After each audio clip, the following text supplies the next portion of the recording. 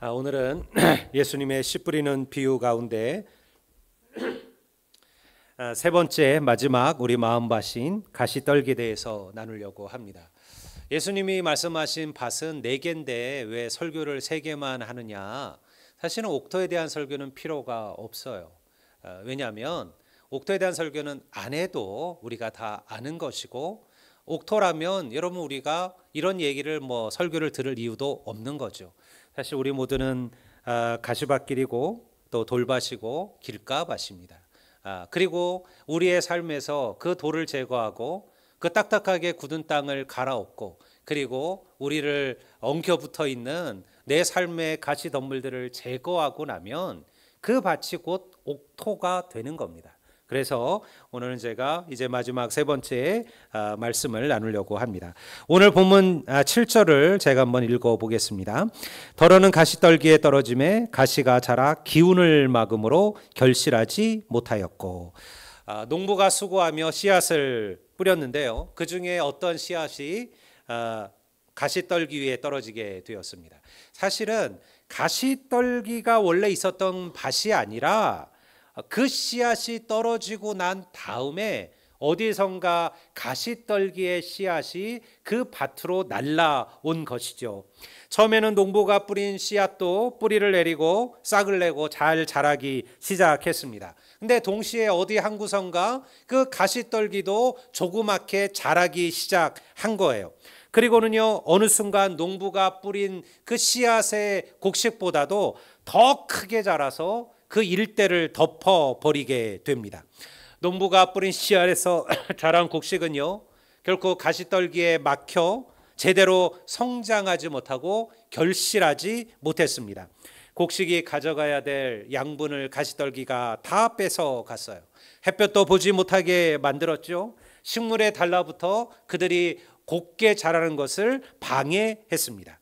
결국 가시떨기 밭에 떨어진 씨앗은 뿌리도 내리고 싹도 나고 자라기도 했지만 결실을 맺지 못했다라는 거예요. 이것이 주님이 말씀하신 세 번째 마음밭 가시떨기 밭입니다. 이 비유를 보면 이 세 번째 밭은 이전의 두 밭과는 조금 달라요. 첫 번째 길가밭은 씨앗, 하나님의 말씀을 했잖아요. 말씀이 뿌리도 내리기 전에, 싹이 나기도 전에 사실은 사단이 와서 그 말씀을 빼앗아 버렸죠. 그 마음밭이 딱딱하게 굳어져 있으니까요. 두 번째 마음밭은 싹은 났지만 금방 말라 죽어 버렸습니다. 왜냐하면 그 땅 밑에 돌이 너무 많아서 그 돌들을 뚫고 뿌리가 내리지 못한 거예요. 뿌리가 너무 얇다 보니까 뜨거운 태양이 밀려오니, 다시 말해서 믿음의 시련, 믿음의 고난, 믿음의 환난들이 찾아오니까 여러분들 그 씨앗은 말라 죽어 버립니다.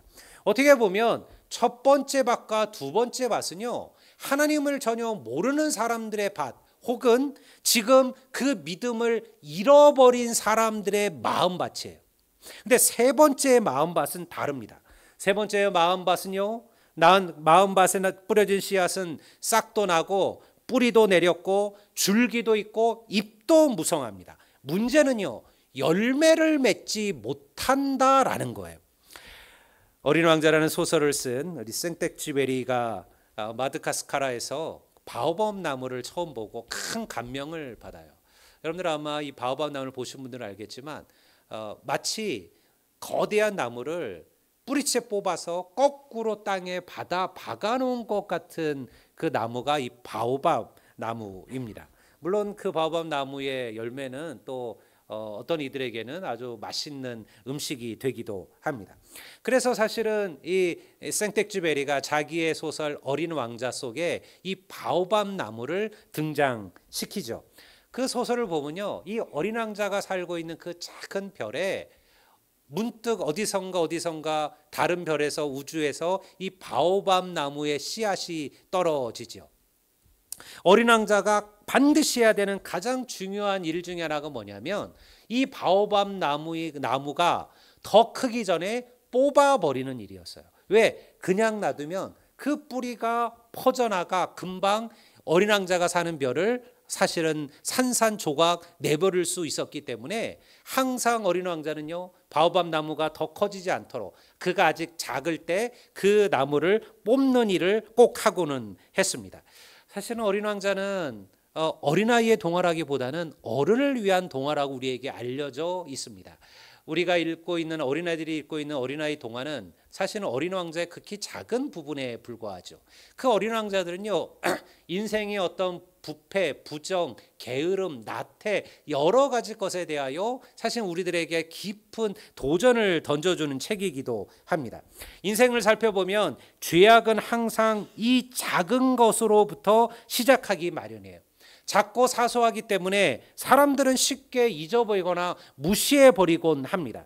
우리 안에 죄악이 싹트고 있음에도 고작 이 정도 죄악이 무슨 문제가 있겠느냐라고 생각하죠. 남들도 다 하는 거 아니냐, 그렇게 스스로를 합리하기도 합니다. 하지만 세상의 모든 것들은 결코 이 작은 사소한 것으로부터 시작됩니다. 그 사소한 것이 나중에는요, 우리의 인생을 바꾸어 놓기도 하죠. 죄가 그러합니다. 죄는 사소하게 시작되지만 나중에 어느새 우리 안에 깊이 자라나 이제 뽑아내려고 하면 수많은 고통을 받게 만드는 처지에 우리를 던져 넣습니다. 그리고 어느 순간은요, 이제 더 이상은 손 쓸 수 없는 자리에까지 이르게 하죠. 바로 그것이 가시떨기와도 같습니다. 가끔 해마다 이런 일들은 벌어져요. 은행이나 기업 이런 데서 회사에 손을 댄 그 회계 직원의 이야기들이 나오죠. 나이도 많지 않아요. 어떨 때는 20대의 그런 아가씨가, 여직원이 이런 큰 일을 벌이기도 합니다. 처음에는 고작 몇만 원, 몇십만 원, 몇백만 원이었습니다. 근데 어느 순간 그 돈이요, 수천만 원이 되고 수억이 되고 수십억이 돼요. 지난번 며칠 전 걸 보니 무슨 2천억을 횡령한 이야기도 있더라고요. 여러분, 죄라는 것이 그러합니다. 일찍 뽑아내지 않으면 어느 순간 우리의 힘과 의지로 어찌할 수 없는 그런 지경에 처하게 된다라는 거예요. 많은 이들이 우리들의 것들을, 우리들의 죄악들을 너무 사소하게 생각합니다. 내가 요 정도 말하는 거, 내가 이렇게 행동하는 거, 내가 요 정도 사람을 대하는 거, 이것이 무엇이 문제가 있겠느냐고 생각하죠. 나 정도면 그래도 된다고 생각하거나 혹은 남들도 이 정도는 다 나한테 하지 않느냐라고 생각하기도 합니다. 아주 작은 거짓말을 시작합니다. 여러분, 처음에는 그 거짓말이 문제가 되지 않는다고 생각해요. 그거는 착한 거짓말이라고 얘기하고 그것은 하얀 거짓말이라고 얘기하죠. 그런데 어느 순간 그 거짓말이 내 삶을 뒤덮기 시작합니다. 그리고서는 거짓말에서 헤어나올 수 없는 인생으로 만들기도 합니다. 농부의 밭에 뿌려진 가시떨기도 그러했습니다. 처음에는요, 그냥 그 가나안 땅의 메마른 그 땅에서 날아다니는 작은 씨앗에 불과했어요. 어쩌면 농부도 처음에는 몰랐을 거예요. 밭 한 구석 어딘가에 조그만 싹이 났을 겁니다. 근데 싹이라는 게 그렇잖아요. 처음에 싹이 나면요, 이 싹이 곡식의 싹인지 이런 잡초의 싹인지를 잘 구분하기가 어려워요. 작을 때는 다 비슷비슷하게 보인다라는 거죠. 그러니 별 신경 쓰지 않았을 겁니다. 농사가 어디 그리 한가한 일일까요? 지금은 별 문제가 없으니 나중에 좀 더 커지면 그때 뽑아버리지 라고 생각했을 겁니다. 근데요, 잠깐 눈을 돌린 사이에 그 가시떨기가 쑥쑥 자라기 시작했어요. 그리고는요, 어느 순간 그 일대를 덮어버립니다. 여러분, 이 가시떨기를 없애는 가장 좋은 방법은 뭘까요? 그것은 간단합니다. 더 크기 전에 뽑아내는 것입니다. 그 가시떨기가 커서 자라서 나무나 꽃을 여러분들 감싸 안고 그리고 거기에 엉키기 전에 뽑아내야만 해요. 근데 우리는 늘 미루다가 그때를 잊어버리곤 합니다. 막상 크고 나면 뽑기가 어렵지가 않아요. 왜 예수님께서는 이것을 수많은 잡초가 있을 텐데 가시떨기라고 했을까요?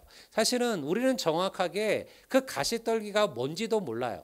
아마도 가시떨기라고 번역한 것을 보면 아마 그 잡초가 이렇게 엉겅퀴처럼 그리고 가시들이 있어서 쉽게 손을 대지 못하는 그런 것일 겁니다. 근데 이 가시떨기가요, 어렸을 때는 그 가시가 우리를 고통스럽게 하지 않습니다. 아주 어렸을 때는 그 가시가 뾰족하지도 않고 딱딱하지도 않아요. 그러니까 얼마든지 뽑아낼 수 있어요. 그런데요, 조금만 커지면요, 그 가시떨기를 뽑아내려면 우리도 피를 각오해야만 해요. 그게 죄가 갖고 있는 속성이라는 것입니다. 여러분, 어떤 이들은 하나님의 말씀을 기쁨으로 받습니다. 그래서 뿌리를 내리고 싹을 틔웁니다. 은혜와 기쁨 속에 잘 자라기 시작했습니다. 그래서 많은 이들은 그가 풍성한 결실을 맺을 것이라 기대합니다. 그런데요, 결국 나중에 보면요, 결실을 맺지 못해요. 쭉정이에 불과하다라는 거예요. 여러분, 우리가 어린 시절 그 벼들을 보면 그렇잖아요. 벼 가운데도 잘 익은 애들, 그리고 그 안에 나달이 아주 든든히 서 있는 애들은요, 어때요? 고개를 숙이잖아요. 근데 쭉정이들은요, 가벼우니까, 속에 든 게 없으니까 항상 머리를 꼿꼿하게 들게 마련이에요. 그러니 오늘 주님이 말씀하신 이 가시떨기의 밭이 그러했어요. 보기에는 여러분들 열매를 못 얻는 애들도 있었지만요, 열매를 맺은 것처럼 보이는 애들도 있었어요. 근데 막상 가까이 가서 들어보면 속이 비어있는 쭉정이에 불과했다라는 것이죠. 어쩌면 오늘날 우리 한국 교회에 문제가 되는 것은 무엇일까요? 첫 번째 마음밭이 문제일까요? 혹은 두 번째 돌밭에 떨어지는 게 문제일까요? 그렇지 않습니다. 오늘 한국교회 우리 성도들의 문제는요, 우리 많은 이들이 이 셋째 밭에서 벗어나지 못하고 있다라는 것입니다. 그들은 누가 보아도 그리스도인들입니다. 그들은 누가 보아도 예수장이입니다. 그리고 스스로 자신을 그리스도인이라고 말하는 이들입니다. 보여지는 종교의 열심도 있습니다. 모습도 있습니다. 하지만요, 세상을 변화시키고 사람들을 바꾸고 그리고 하나님의 나라를 확장해가는 능력은 없다라는 거예요. 다시 말해서 보기에는 좋으나 쭉정이 같은 신앙을 가진 이들이 오늘날 우리 한국교회 안에도 얼마든지 있을 수 있다라는 것입니다. 대접받기는 좋아합니다. 지적하기는 즐거워하나 낮은 자리에 섬기며 그리고 다른 이들을 돌아보지는 않습니다. 뜨겁게 기도하는 것 같으나 기도한 대로 살아가지는 않습니다. 성경에 대해서 많이 알고는 있으나 그대로 행하지는 않습니다. 무엇이 문제일까요? 여러분, 우리 스스로 우리 자신이 가시떨기에 떨어져 있는 그러한 씨앗들이 아닌지를 돌아보셔야만 한다라는 거예요. 예수님께서는 이 비유를 직접 설명해 주셨습니다. 우리가 마가복음 4장 18절 19절을 한번 볼까요? 우리 다 같이 한번 읽어 보겠습니다. 다 같이 읽겠습니다.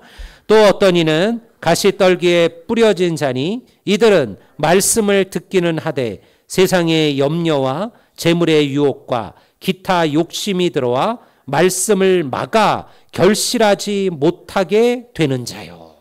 이게 주님께서 말씀하신 설명해 주신 가시떨기의 밭을 말하고 있는 것이죠. 믿음으로 말미암아 고난과 환난이 찾아올 때 그것을 견디지 못하고 그리고 하나님을 떠나는 인생들이 돌밭에 떨어진 씨앗들이라면 가시떨기에 떨어진 심령들은요, 그걸 이겨낸 이들이에요. 믿음 때문에 오는 시련, 믿음 때문에 환난 견뎌내고 이겨내고 그리고 그 돌을 뚫고 뿌리를 내린 이들이에요. 그런데 그들이 어디에서 막히는 거예요? 세상의 염려와 재물의 유혹과 여러 욕심 때문에 결실을 맺지 못하는 자들이에요. 여러분, 믿음에 우리 믿음이라는 것이 나다 보면 항상 이런 것들이 우리를 얽어맵니다. 세상의 욕심, 그리고 여러 가지 세상의 재물의 유혹, 그리고 여러 가지 욕심들이요, 우리로 하여금 성장하지 못하게 만든다라는 것이죠. 그들은 하나님의 말씀을 들을 때 기쁜 마음으로 들었어요. 믿음의 뿌리도 내렸습니다. 그리고 싹도 틔었죠. 말씀으로 오는 고난과 환난도 기꺼이 감당했어요. 우리가 보통 그 정도 되면 이제 교회에서도 초신자를 벗어나 이제 교회 일꾼들, 교회 사명을 감당할 자들로 이제 세워져 가고 있다라고 사람들이 다 생각합니다. 그런데요, 결실을 맺어야 할 그때 열매를 볼 수 없는 성도들이 있습니다. 여전히 주님 안에 있지만 예수님의 제자들이 보여주었던 삶의 아름다운 열매를 그의 삶을 통해서 찾아볼 수가 없다라는 것이죠. 열매를 맺지 못하고 한 걸음도 앞으로 나아가지 못하는 이들이에요. 그렇다고 해서 믿음을 떠나거나 하나님을 버리지도 못해요.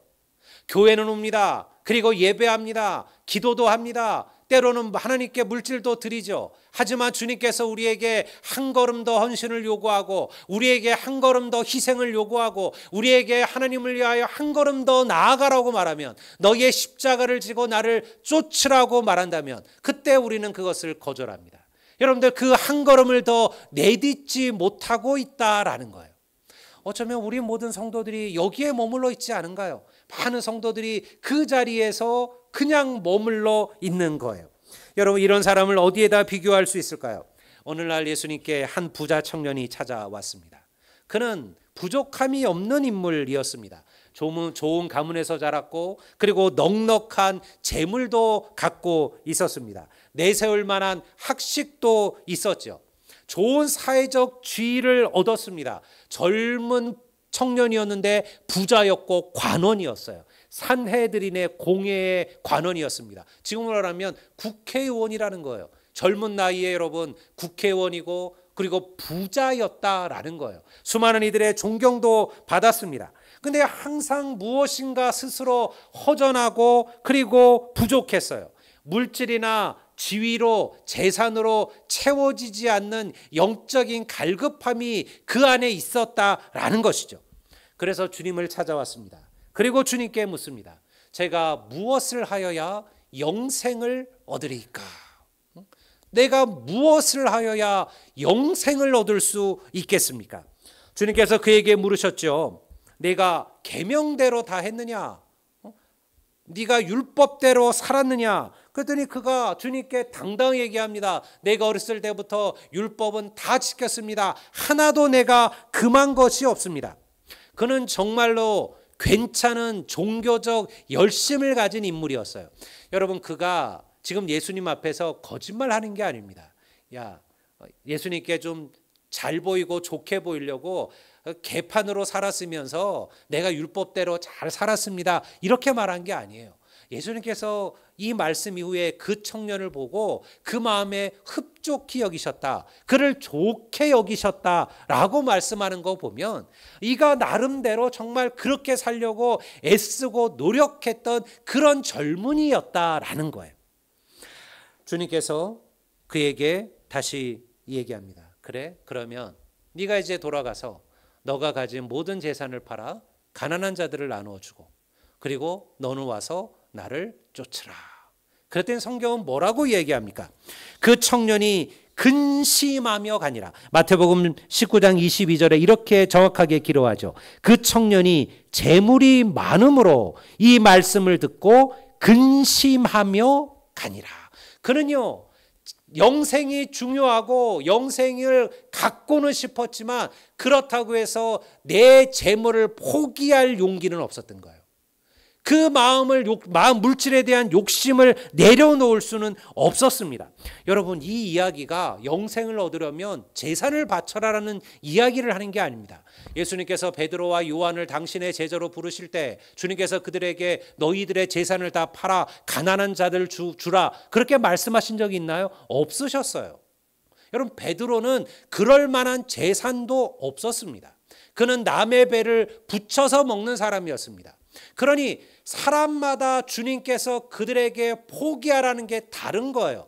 베드로에게는요, 재산은 중요하지 않았습니다. 갖고 있는 것도 없는데 그거 뭐 바치는 게 뭐가 어려웠을까요? 그러니 베드로에게는 물질이 주님을 따르는데 방해가 되지 않았던 거예요. 하지만 이 부자 청년은 달랐어요.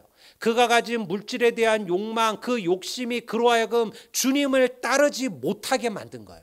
주님이 원하셨던 것은 주님을 따르라는 말씀이죠. 그런데 그는 자신의 물질의 욕심으로 인하여 그것 때문에 스스로 주님을 따르기를 거절하고 포기하고 그 영생의 길을 놓쳐버린 겁니다. 여러분, 많은 이들이 이 안타까운 자리에 머무르게 됩니다. 한 걸음만 더 나가면 그리스도의 참된 제자의 삶을 살며 하나님을 기쁘시게 할 텐데 이 가시떨기에 막혀 한 걸음도 나가지 못하고 자라지 못하고 성장하지 못하는 것이죠. 재물에 대한 욕망은요, 수많은 사람들을 절망과 멸망의 길로 몰아넣고 있음을 우리 모두가 알고 있습니다. 우리가 제자 안육반을 하면서 하나님 외에 이 세상에 하나님보다 더 큰 힘을 갖고 있는 하나님이 한 분이 계시다. 누굴까? 모두가 동감해요. 그건 돈이라는 거예요. 오늘날 세상은요, 돈이 하나님이 되었습니다. 우리 스스로도 돈을 하나님이라 생각하며 살아요. 돈에게 하나님이라 부르지만 않을 뿐이지 우리 모두의 생각, 마음, 시간, 노력은 다 돈을 넣는 데 가 있습니다. 여러분, 그러면 그것이 하나님이 된 거예요. 여러분, 돈이 없으면, 돈만 있으면 못할 것이 없다라고 얘기하죠. 하나님이 전지하시고 전능하시다는 말씀처럼 우리는 이미 돈이 전지하고 전능하다라고 고백하며 사는 시대를 살아가는 거예요.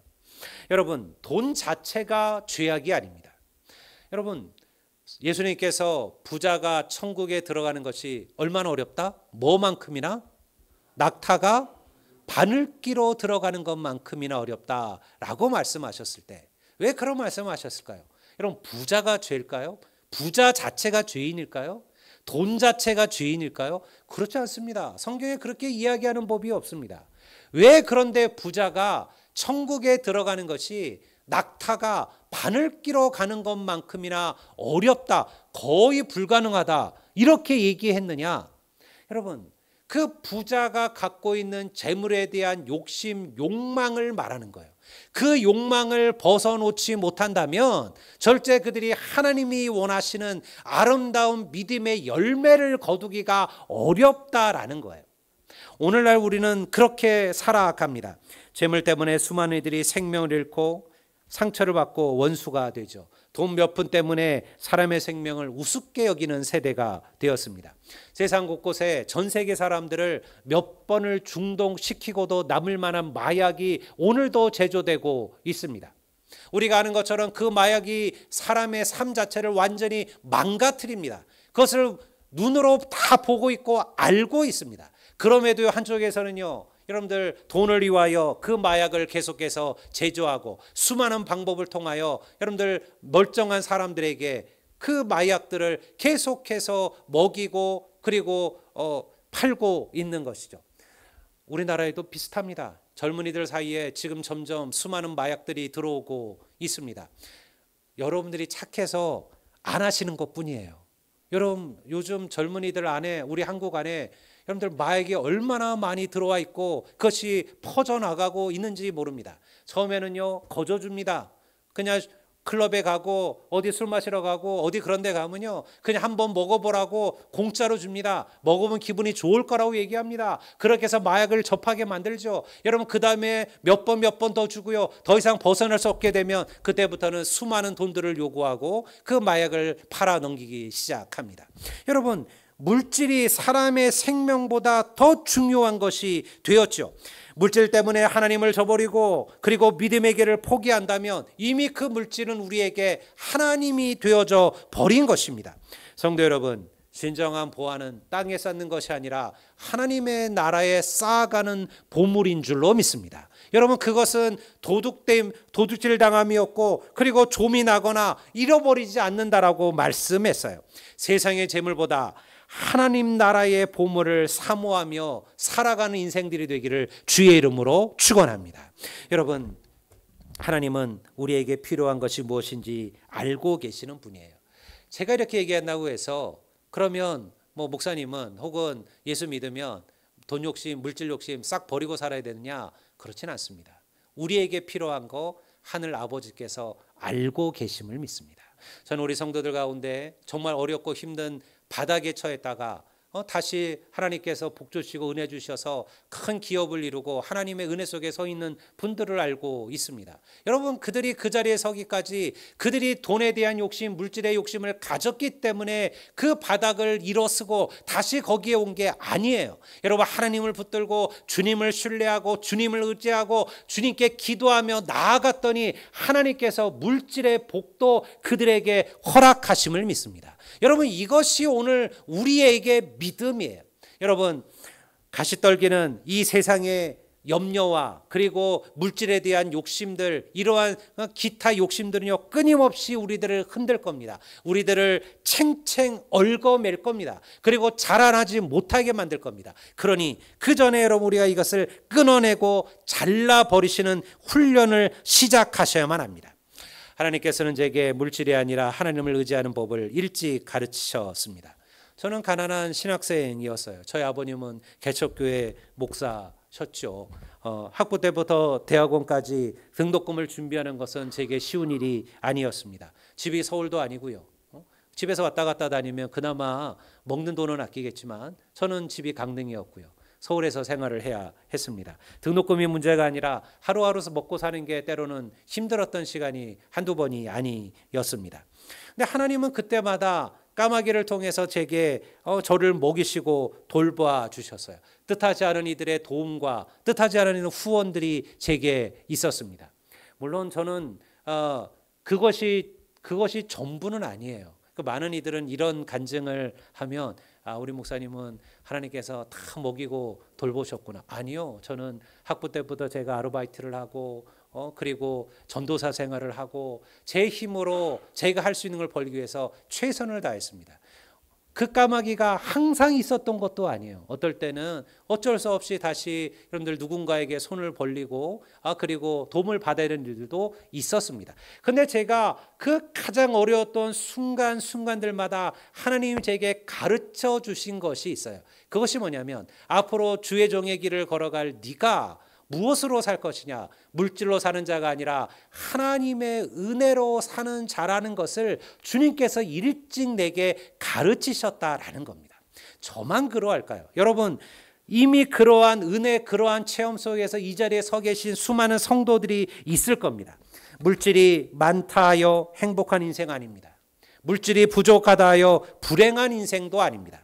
물질보다 하나님을 의지하며 사시는 성도들이 되시기를 소망합니다. 세상의 염려 때문에 믿음을 잃어버리지 마십시오. 하나님의 약속을 신뢰하십시오. 그리고 세상의 염려들을 던져버리십시오. 주님은 내일 일은 내일 염려하라 하셨습니다. 그래서 염려는 불신앙이에요. 우리가 하나님을 의지하지 못하고 하나님을 신뢰하지 못하고 하나님을 바라지 못하면 그러면 염려하게 되는 거예요. 염려하지 않는다는 것은 무엇입니까? 내가 어떠한 순간에도 하나님을 신뢰하고 하나님을 의지한다라는 나의 믿음의 고백이에요. 여러분, 주님께서는 염려하지 말고 하나님을 믿으니 또 나를 믿으라 말씀하셨습니다. 나보다 나의 길을 더 잘 아시는 분이 우리 주님이신 줄로 믿습니다. 성도 여러분, 원래부터 옥토였던 땅은 많지가 않습니다. 우리 모두는 길가밭이고 돌짝밭이었고 그리고 가시떨기 밭과 같습니다. 그러한 우리도 주님을 만나면 옥토로 변화될 줄을 믿습니다.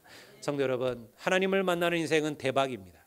2배만 만나도 2배만 거두어도 세상에는 대박이라고 하잖아요. 여러분, 우리가 1,000만 원 투자했는데 2,000만 원 벌면 대박 아닙니까? 근데 여러분, 우리가 하나님을 의지하고 하나님을 바라보는 자들에게는 하나님께서는 100배, 60배, 30배로 채우실 줄로 믿습니다. 여러분, 이 하나님의 약속을 마음에 신뢰하십시오. 그리고 의지하십시오. 여러분들 인생의 큰 시련과 환난이 내게 닥쳐올 때, 세상의 염려가 나를 흔들 때 여러분 잠깐 내려놓으시고 하나님께 나아가시고 하나님께 부르짖으시고 하나님을 찾으시기를 바랍니다. 그 하나님께서 우리에게 피할 길을 보이시고 그리고 이겨낼 수 있는 능력과 은혜를 주실 줄로 믿습니다. 오늘 여러분의 삶 속에도 이러한 100배 하나님의 은혜와 축복이 넘치시기를 주의 이름으로 축복합니다.